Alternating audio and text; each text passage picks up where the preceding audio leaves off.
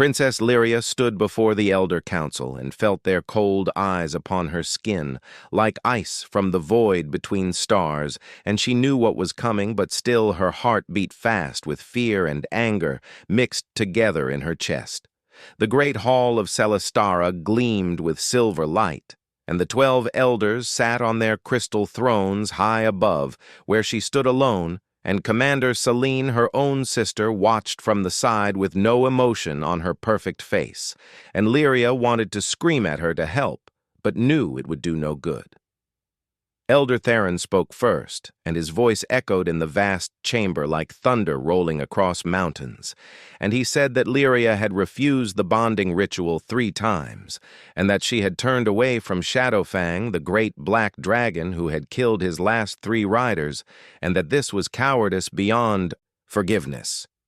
Lyria tried to speak and tried to explain that she did not fear death, but feared the wrongness she felt when she touched the dragon's mind, and how it was filled with rage and pain and madness. But the elders did not listen, and they never listened to anyone who questioned their ancient ways.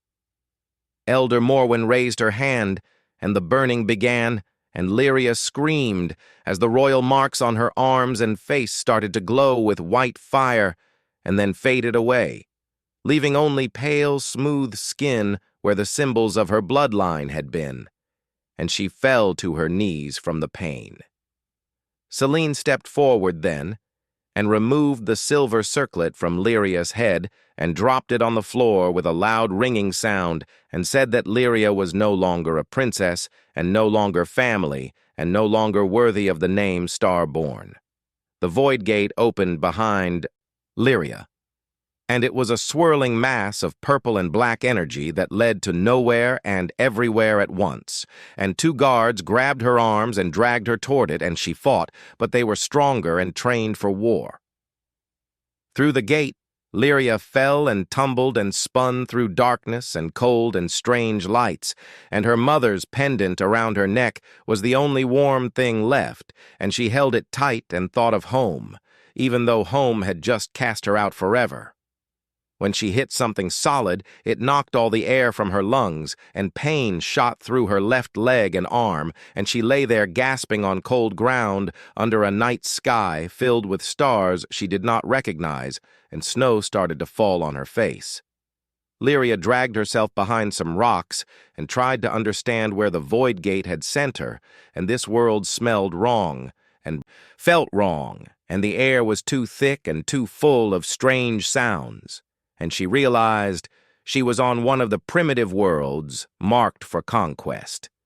Her training told her that scouts would come to this world soon to prepare for invasion, and they would find her and kill her, because exiles were not allowed to live and carry Starborn secrets to other worlds. 3 days passed, and Lyria ate snow and tried to heal her injuries, but without her royal marks, her healing was slow and weak, and the cold bit into her bones, and she knew she would die here alone on this alien world. Then she heard the sounds of fighting and energy weapons firing and harsh voices speaking the Starborn language, and she knew the scouts had found her trail, and she tried to run, but her leg gave out, and she fell in the snow.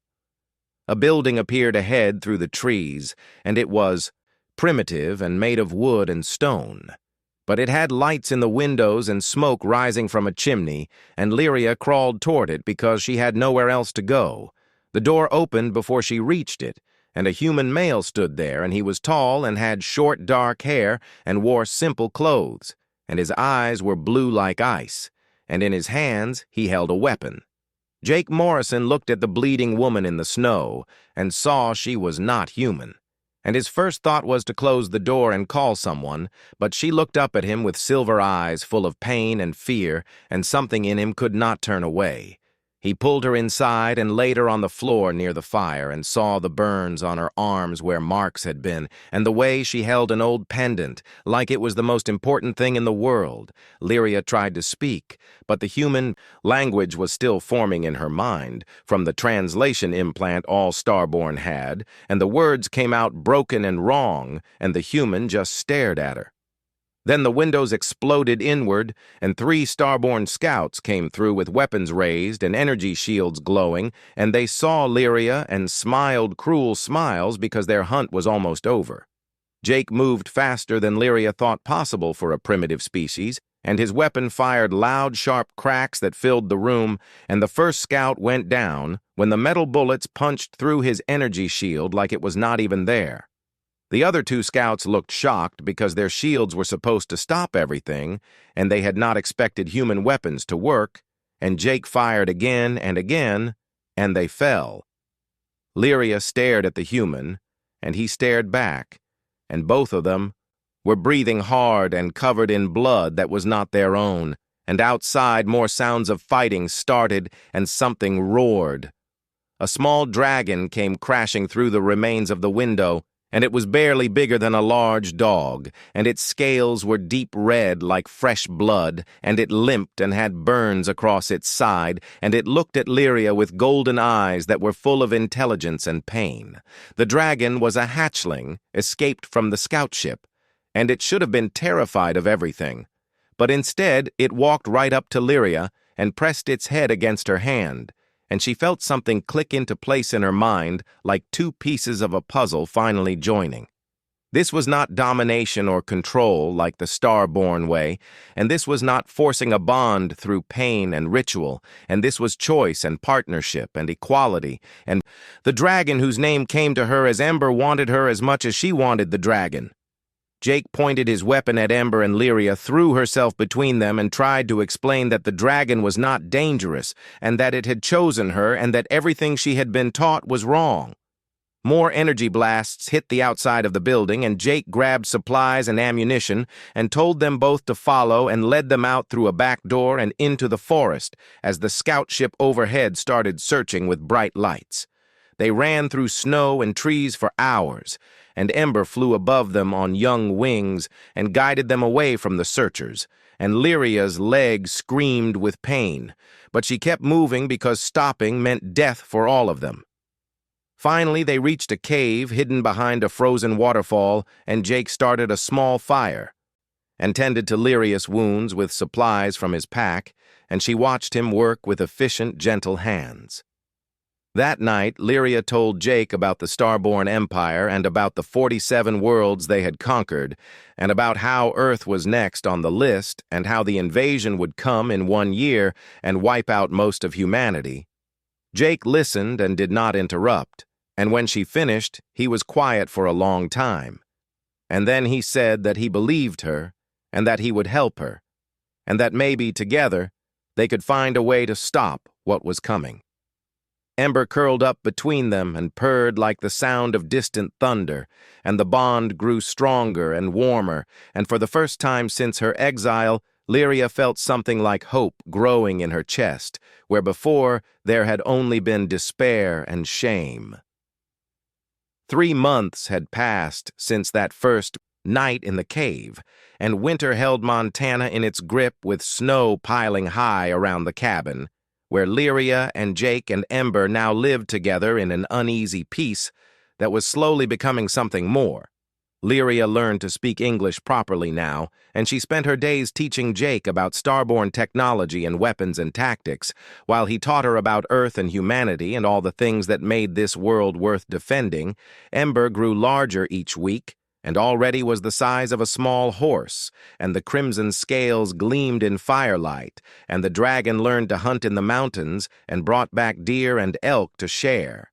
But underneath the quiet routine was the constant knowledge that Earth had less than 9 months before the invasion fleet arrived, and Jake pushed Lyria to give him more information and more details about what was coming. She told him about the warships that could destroy cities in minutes, and about the dragons that breathed fire hot enough to melt steel, and about the Starborn warriors who had trained for centuries in combat and who saw humans as nothing more than primitives to be enslaved or eliminated.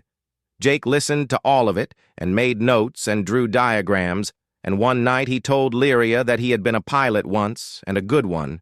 but that he had refused an order that would have killed innocent people, and the military had discharged him for it. Lyria understood then why he lived alone in the mountains and why he had helped her, even though she was alien and dangerous, and why he believed that fighting for what was right mattered more than following rules. The bond with Ember grew stranger and stronger, and both Lyria and Jake felt it, pulling at their minds, and the dragon somehow connected them to each other in ways that should not be possible, according to everything Lyria had been taught. She could feel Jake's emotions sometimes and taste his thoughts at the edges of her awareness, and he said he felt the same with her, and Ember sat between them always and purred and seemed pleased with what was happening. One morning, Jake drove into town to get supplies and came back looking worried, and he told Lyria that there were reports of strange lights in the sky and aircraft activity that made no sense, and that something was happening. Captain Mira Clark of Air Force Intelligence arrived 2 days later with a team of soldiers, and they surrounded the cabin and demanded that Jake come out with his hands visible, and he told Lyria to hide, but she refused. Lyria walked out the front door, with Jake beside her, and Ember landed on the roof behind them with wings spread wide and scales glowing red in the winter sun, and Mira and her team froze when they saw what they were facing. Mira raised her weapon but did not fire, and she looked at Lyria with fear and anger and curiosity mixed together, and she demanded to know what Lyria was and why she was on Earth, and if there were more like her. Jake stepped forward and told Mira the truth about everything, and about the coming invasion, and about the Starborn Empire, and about how they had less than 9 months to prepare, or Earth would fall like the 47 worlds before it. Mira listened, and her face grew pale and tight, and she made a call on her radio and spoke to someone using codes, and after an hour she lowered her weapon and told them both to come with her because there was someone they needed to meet. They flew in a black helicopter to a base that did not exist on any map, and deep underground they met General Patricia Hayes, who had been waiting for this moment since she was a young officer investigating crashed objects that the public never heard about. Patricia looked at Lyria with sharp, intelligent eyes and asked 100 questions about starborn technology and tactics and weaknesses, and Lyria answered them all because she had already chosen her side, and it was not the Empire that had cast her out. Patricia offered Lyria a deal, and it was simple and clear, and Lyria would help Earth prepare for war, and in return Earth would protect her and help her find a way to strike back at those who had wronged her. Jake insisted on being part of it, and Patricia agreed and assigned him to work with Lyria on Project Prometheus, which was the name they gave to the defense program that would try to save humanity from extinction.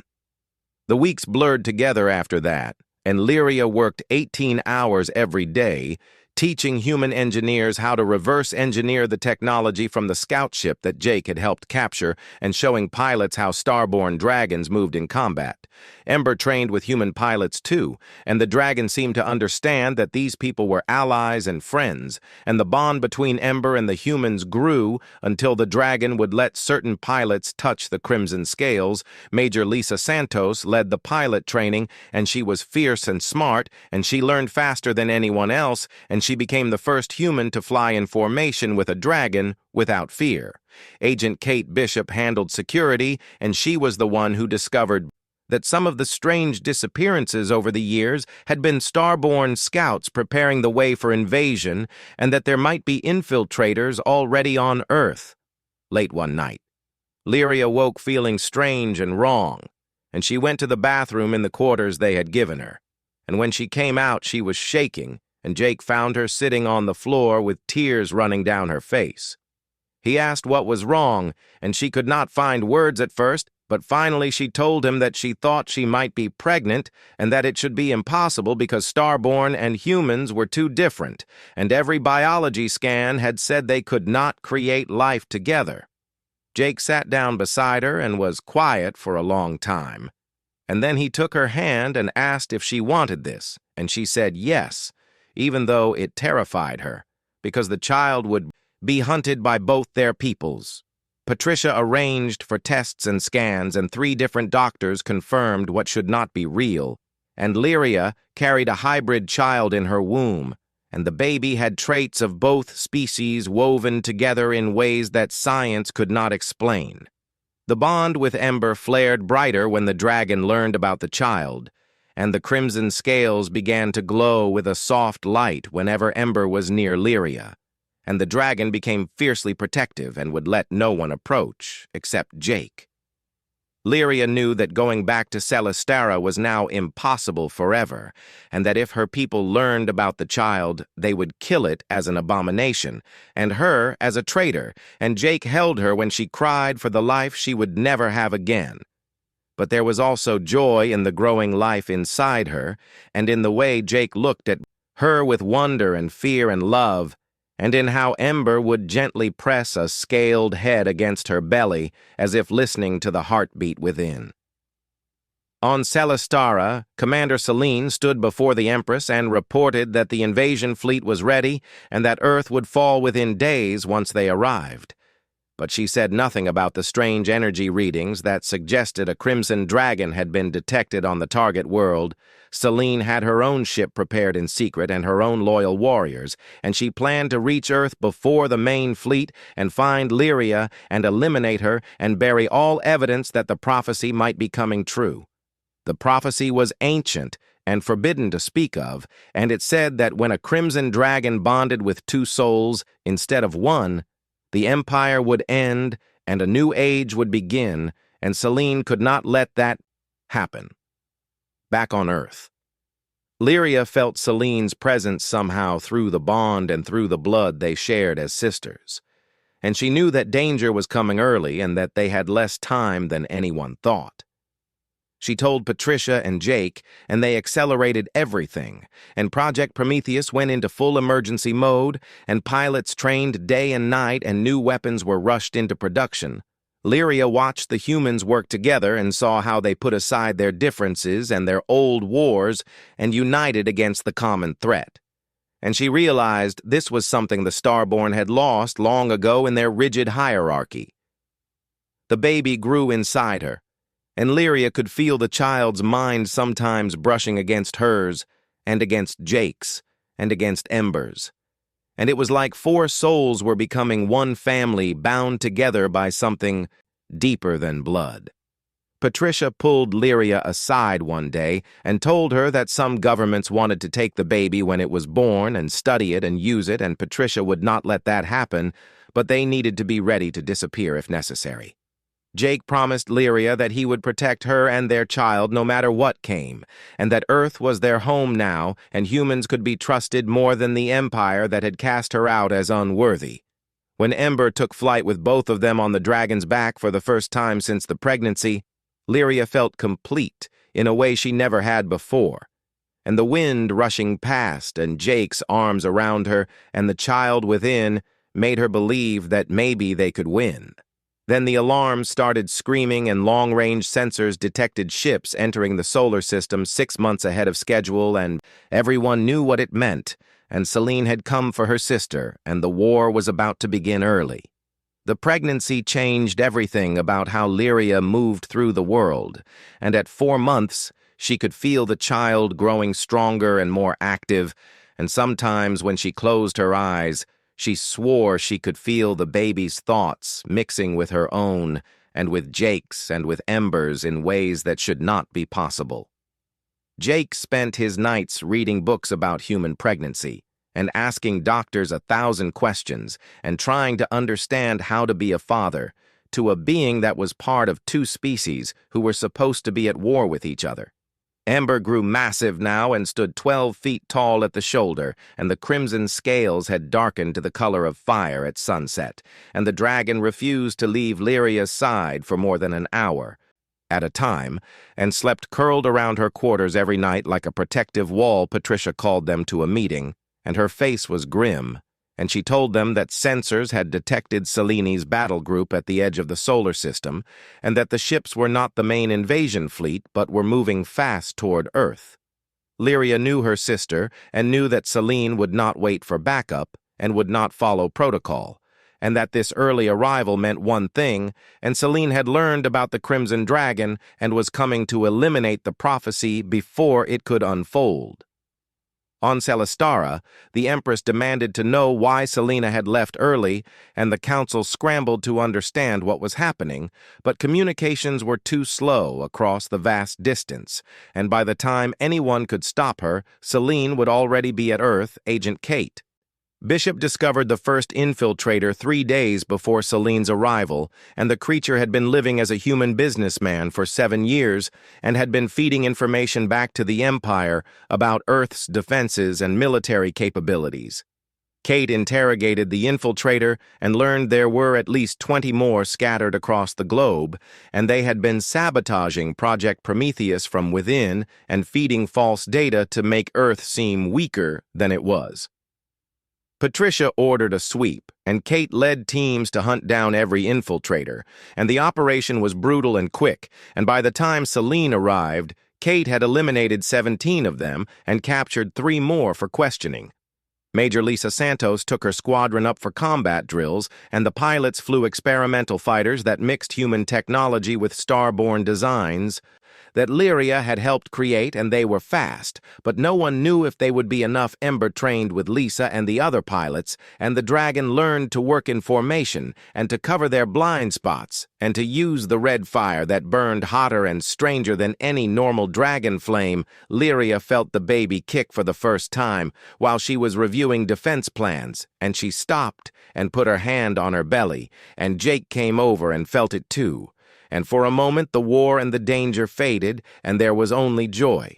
But then the alarms sounded, and the battle began, when Selene's ships appeared in orbit, and targeting systems locked onto Tokyo and Sydney and New York and a dozen other cities, and demanded that Lyria be handed over, or they would start destroying population centers. Patricia refused and ordered Project Prometheus activated, and across the globe, missile batteries and energy weapons that Lyria had helped design came online and pointed toward the sky. The first shots fired came from Selene, and energy beams lanced down from orbit and struck Tokyo, and the eastern districts of the city vanished in white fire, and millions died in seconds, and the world watched in horror as alien warships proved they were real.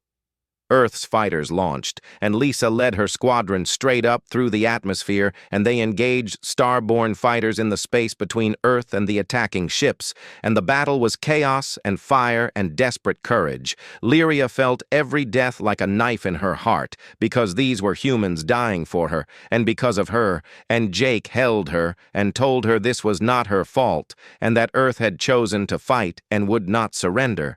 Ember roared and demanded to join the battle, and Lyria climbed onto the dragon's back, even though she was pregnant, and Jake climbed up behind her, and they launched into the sky together as one unified force. The bond between all 3 of them and the unborn child blazed like a star, and Ember's scales erupted with crimson fire that was not normal dragon flame, but something new and powerful and terrifying. They hit the first starborn fighter at 15,000 feet, and Ember's red fire punched through its shields and melted the hull, and the ship fell burning toward the ocean below.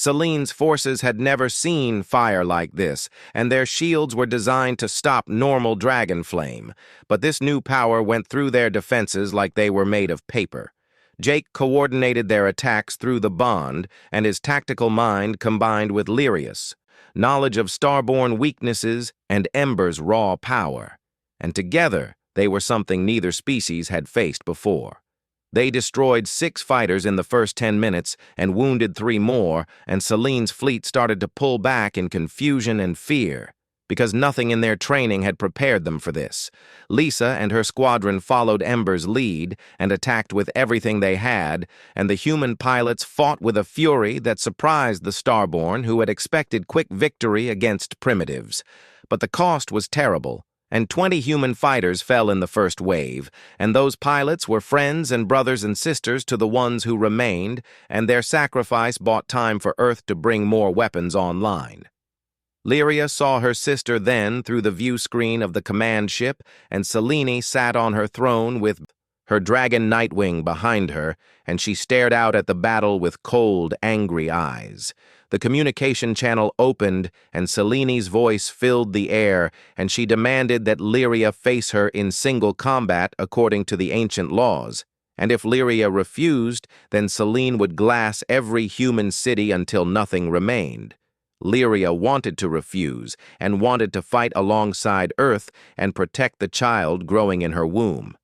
But Jake squeezed her hand, and she felt through the bond that he understood this was the only way. Patricia tried to forbid it, and said humanity would not sacrifice a pregnant woman and her unborn child. But Lyria explained that ancient law meant the entire invasion fleet would have to honor the outcome if Selene invoked it. If Lyria won, then Selene's fleet would have to withdraw for one full solar cycle, and that would give Earth a year to prepare properly and to build more defenses and to unite the world against what was coming. If Lyria lost, then she and Jake would die, and Earth would become a vassal world, and the child would never be born, and the prophecy would end before it could begin. Selene set the terms, and the battle would happen above the moon, where both worlds could watch, and it would be dragon against dragon and sister against sister, and no interference from anyone else. Lyria had 3 days to prepare, and she was 7 months pregnant now, and Ember was young and barely trained for war, while Nightwing was a veteran of 100 battles and had killed 300 enemies. Jake refused to stay behind and said that Ember bonded with both of them and that the bond was their advantage and their strength and that they would face Selene together as a family. The 3 days passed too quickly, and Lisa hugged Lyria and made her promise to come back, and Kate gave her a knife that had belonged to Kate's grandmother and said it was for luck. Patricia stood before them and said that Earth would remember what they were doing and that no matter what happened, the humans would keep fighting and would never surrender. On the day of the battle, Lyria and Jake mounted Ember and flew up through the atmosphere toward the moon, and below them the entire planet watched on screens and held its breath. Selene waited there on Nightwing, and the black dragon was twice Ember's size and covered in scars from countless victories, and his eyes were like dark pits that had seen too much death. The sisters looked at each other across the void, and Selene raised her blade, and Lyria drew the sword that Jake had given. Her and Ember screamed a challenge that echoed in the vacuum, and the battle began. Nightwing dove first and was fast, despite his size, and his claws raked across Ember's side and drew blood, and Lyria felt the pain through the bond, but pushed it away and focused. Ember's red fire erupted and caught Nightwing's wing, and the black dragon roared in surprise because that fire burned through his natural resistance and left smoking wounds. Jake called out tactics and directions and guided them through Nightwing's attacks, and his human way of thinking created patterns that confused Selene, who had trained for centuries in traditional combat. The battle raged for an hour, and both dragons bled, and both riders were exhausted, and Lyria felt the baby moving frantically inside her as if the child could sense the danger. Selene nearly landed a killing blow, and her blade slashed toward Lyria's throat. But Jake pulled her back at the last second and took a cut across his shoulder instead, and his blood froze instantly in the cold of space. Then something impossible happened, and the hybrid child inside Lyria sent out a pulse of pure psychic energy that blazed through the bond and amplified through Ember, and the Crimson Dragon unleashed a nova of fire that lit up the dark side of Earth. Nightwing fell, and his wing was burning, and he crashed onto the moon's surface, and Selene tumbled from his back, and her helmet cracked, and air leaked out into vacuum. Lyria landed Ember beside them and could have finished it and could have killed her sister right there, but instead she extended her hand and offered Selene a choice between the empire that treated them as tools and a new way forward. Selene looked up at her younger sister, who she had helped exile, and saw Lyria pregnant and bleeding and standing with a human and bonded to a crimson dragon, and realized the prophecy was not about destruction, but about change.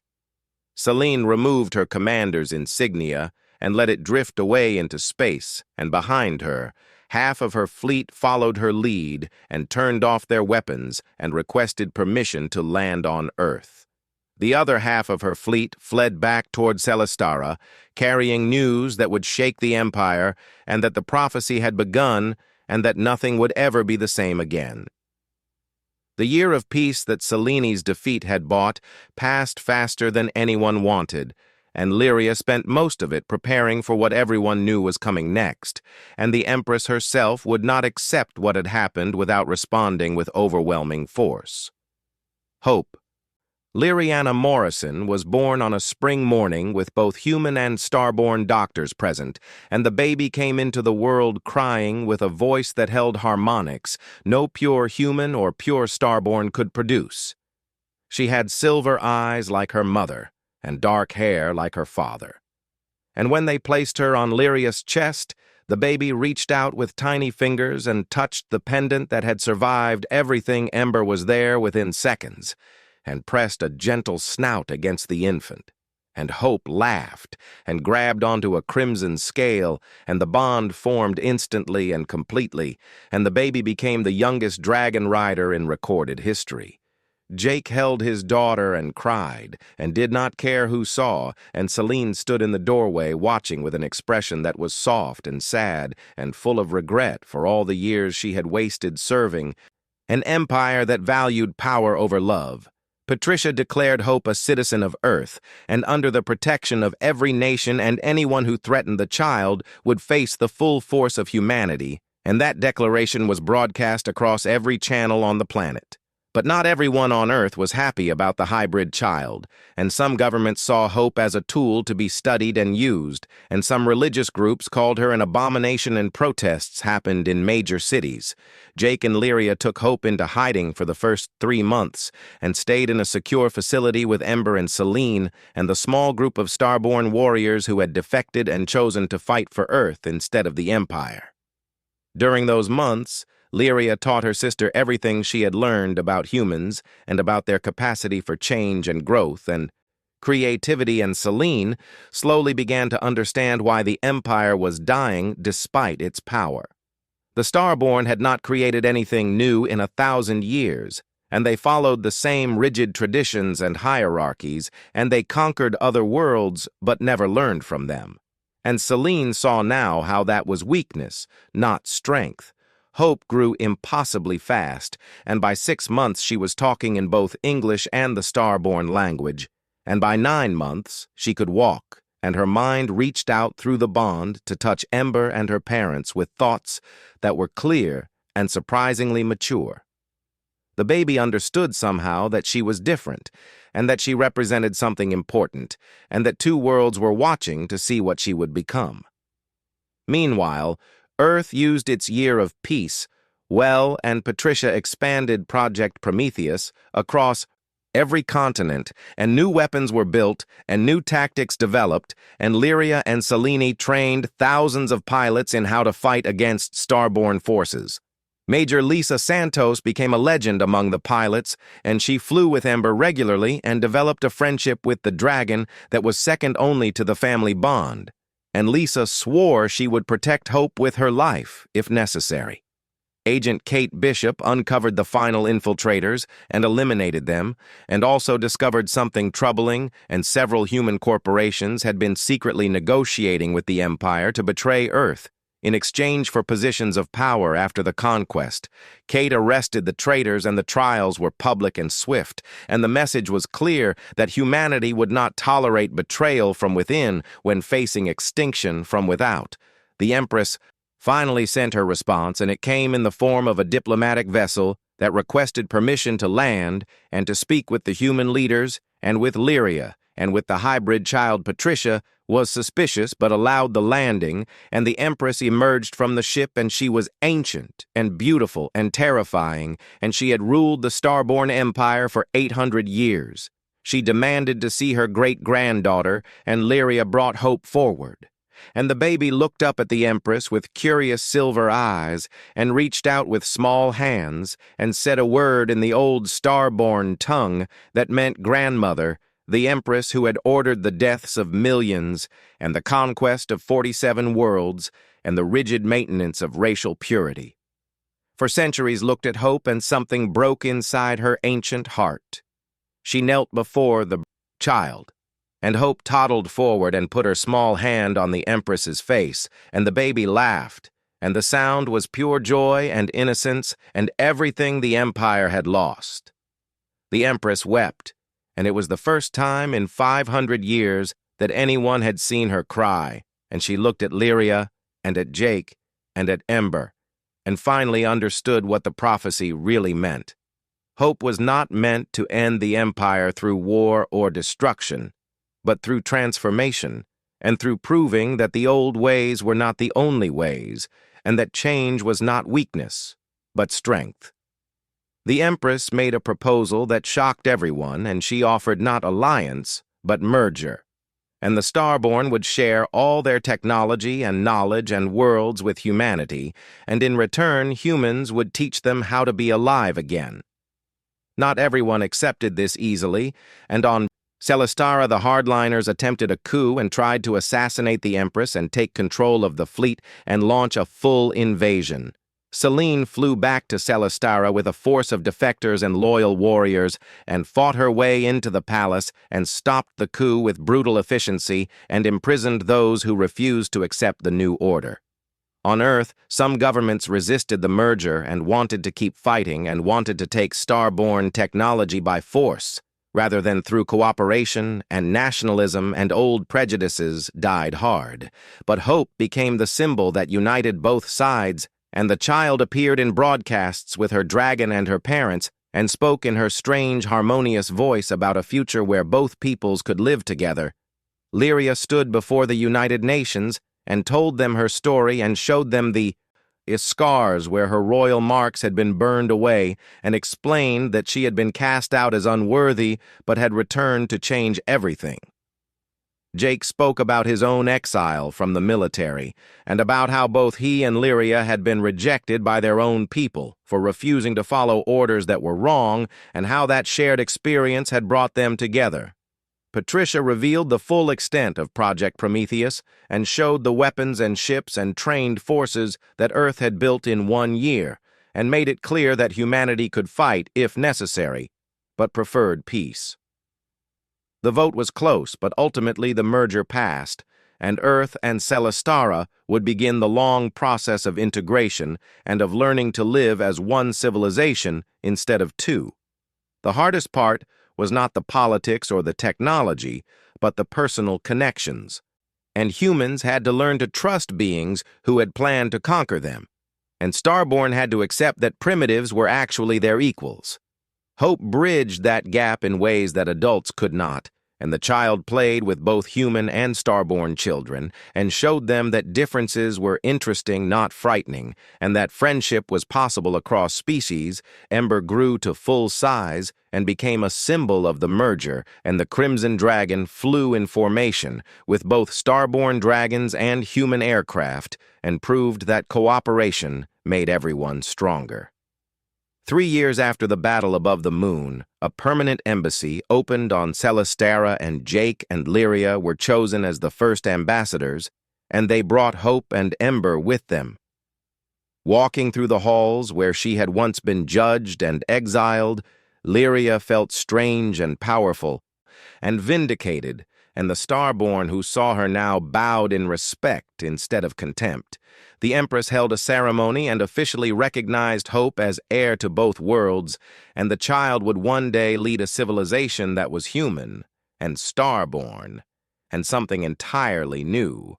Selene stood beside her sister and smiled, and told Lyria that she had been right all along, and that refusing Shadowfang had not been cowardice, but wisdom, and that the bond with Ember was stronger than any forced domination could ever be. That night, Jake held Lyria on a balcony overlooking the silver city of Celestara, and told her that he loved her, and that their daughter was going to change the galaxy, and that everything they had suffered had been worth it. Lyria looked up at the stars and thought about the long journey from exile to redemption and about the child growing inside her again, because she was pregnant with their second baby, and this time there was no fear, only joy. Hope came running out with Ember walking behind her, and the child climbed into her father's arms, and asked if they could go flying and see both Earth and Celestara from space at the same time. They mounted Ember together as a family and rose into the night sky, and below them, two worlds that had been enemies were learning to be one people, and above them, the stars waited to see what this new civilization would become. The prophecy had been fulfilled, and the empire had ended and been reborn, and a crimson dragon soared through space, carrying the family that made it all possible. 5 years had passed since the merger began, and the galaxy was still learning how to be something new, and the process was messy and difficult and beautiful and painful all at once. Hope was now 6 years old and already bonded with 2 dragons instead of just Ember, and the second dragon was a young silver named Storm, who had chosen the child during a ceremony on Celestara. The girl spent her days learning both human and starborn history and languages and combat techniques and diplomacy, and she was brilliant and curious and sometimes too brave for her own good. Lyria watched her daughter play with children of both species and felt a pride and fear that never went away, because Hope was still young but already carried the weight of 2 worlds on her small shoulders. Jake had gray in his hair now, and he laughed more than he used to. And he worked as a military advisor, helping to train the new unified defense force that protected both Earth and Celestara from external threats. Ember was enormous and powerful and one of the most respected dragons in the fleet, and the crimson scales had darkened even more, and the dragon was wise and patient and fiercely protective of the entire family. Lyria's second child was a boy named Marcus, and he was 3 years old and had his father's blue eyes and his mother's silver hair, and he bonded with a young dragon named Frost almost immediately after birth. Selene had become the head of the new unified council, and she worked tirelessly to integrate the 2 civilizations and to handle the conflicts that arose when different cultures tried to merge. There were still problems, and some Starborn refused to accept humans as equals, and some humans resented the Starborn presence on Earth, and violence erupted occasionally in border regions. Agent Kate Bishop now led a joint task force that handled these incidents, and worked to prevent extremists on both sides from destroying what so many had sacrificed to build. Major Lisa Santos commanded the 1st Unified Wing, and her squadron included both human pilots and Starborn riders, and they had become famous across both worlds for their skill and courage. Patricia had retired from military service, but stayed on as an advisor, and she often visited Lyria and Jake and told them stories about the early days when they were all just trying to survive. The technology sharing had transformed both civilizations, and humans now lived longer and healthier lives. Thanks to Starborn medical advances, and Starborn society became more flexible and creative. Thanks to human innovation, new ships were being built that combined the best of both designs, and exploration missions were being planned to reach parts of the galaxy neither species had visited before. But the greatest change was in the people themselves, and children who grew up in the merged civilization did not see the divisions their parents had, and they simply saw each other as friends and neighbors. Hope became a symbol of this new generation, and wherever she went, people stopped to watch and to hope that she represented a future where the old hatreds were finally forgotten. One day, a message arrived from a distant world, and it was from another species that had been conquered by the Starborn decades ago, and they had heard about the merger and wanted to know if it was real. Lyria traveled to that world with Jake and Hope and Ember, and they met with leaders who were suspicious and angry and scarred by years of occupation. Hope spoke to them in their own language, which she had learned in just 2 weeks, and told them that the empire that had hurt them was gone, and that a new civilization wanted to make peace. The leaders were not easily convinced, and they demanded proof and reparations and justice for the crimes that had been committed against their people. Lyria did not make excuses and did not try to defend what the old empire had done, and she simply said that she understood their anger because she too had been cast out and hurt by that same system. Jake offered to help them rebuild and to share technology and to establish trade relations and to give them representation in the unified council. It took months of negotiation, but finally the agreement was signed, and the conquered world became a free partner instead of a subject, and similar negotiations began with other species across the galaxy. The old Starborn Empire had conquered through force and had created resentment and fear, but the new civilization built on cooperation and respect, and slowly those old wounds began to heal. Not every negotiation succeeded, and some species refused to trust and wanted revenge instead of peace. And there were battles and losses and setbacks, but Hope and her generation kept pushing forward and kept believing that a better future was possible, even when the adults grew tired and cynical. On Hope's 7th birthday, both Earth and Celestara held celebrations, and millions of people from both worlds attended in person or watched on broadcasts. The child stood on a stage with her parents and her brother and her dragons, and spoke about her hopes for the future, and about building a galaxy where no one had to choose between their heritage and their heart. Lyria listened to her daughter speak, and remembered standing in front of the Elder Council being judged as unworthy, and thought about how far they had all come. That night there was a private gathering with just family and close friends, and Celine brought a gift for Hope, and it was the pendant that had belonged to their mother and that Lyria had carried through her exile. Hope accepted it with reverence and asked what it meant, and Celine told her it meant that sometimes being cast out and losing everything was the first step toward finding what truly mattered. Jake raised a glass and toasted to second chances and to families built on choice rather than blood, and to dragons who chose love over domination. Lisa told stories about the early battles and about how terrified everyone had been, and how they had fought anyway because there was no other option. Kate shared intelligence about new species that were being discovered, and about potential allies and threats, and about how the galaxy was bigger and stranger than anyone had imagined. Patricia looked around at the gathering and said that she had spent her whole career preparing for an alien invasion, but never imagined it would end like this, with her best friends being the aliens. Everyone laughed, and the sound was warm and genuine, and it was the sound of people who had been through war together and had come out the other side still standing. Later that night, Lyria stood on a balcony with Jake and watched their children sleep with dragons curled around them protectively. She told Jake that she was pregnant again, and this time it was twins, and he held her and kissed her and said that their family just kept growing like their new civilization. They talked about the future, and about the challenges that still remained, and about whether humanity and Starborn could truly remain united, or whether old divisions would eventually tear them apart. But then Hope appeared in the doorway, rubbing her eyes, and asked why they were not in bed, and climbed between them, and fell asleep with her head on her mother's shoulder. Lyria looked at her daughter and at her husband, and felt ember and storm and frost through the bond, and knew that whatever came next, they would face it together. The prophecy had said that Hope would end the Empire, and she had, but not through destruction, and instead through transformation, and through proving that connection was stronger than hierarchy. On a distant world, another human and Starborn couple watched the birthday celebration on their screen and held hands and smiled, because they knew their relationship was now legal and accepted, thanks to what Lyria and Jake and Hope had made possible.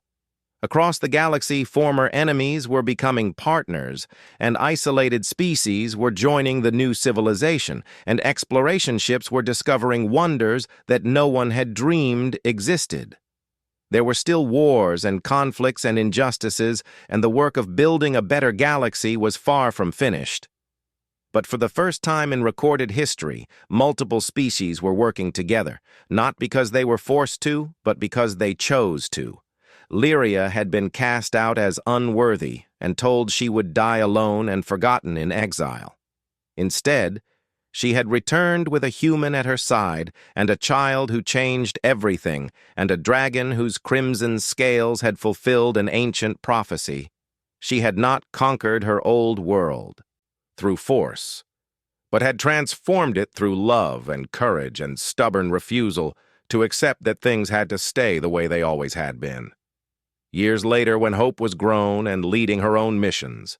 and when Marcus had his own family, and when the merger had become simply the way things were, Lyria would look back on her exile and be grateful. Because being cast out had led her to Jake, and to Ember, and to Earth, and to a future that was bigger and brighter than anything the old empire could have imagined. She had been told she was unworthy, but had proven that worth was not about following rules or maintaining purity, but about choosing love over fear and connection over isolation. The galaxy would never be perfect, and there would always be new challenges and conflicts and species that refused to cooperate. But Hope and her generation, and all the children who came after, would keep building and keep believing and keep proving that differences made them stronger, not weaker. And somewhere in the vastness of space, Ember soared with other dragons, both starborn and from newly discovered species, and the crimson scales gleamed like a promise that the future belonged to those brave enough to change.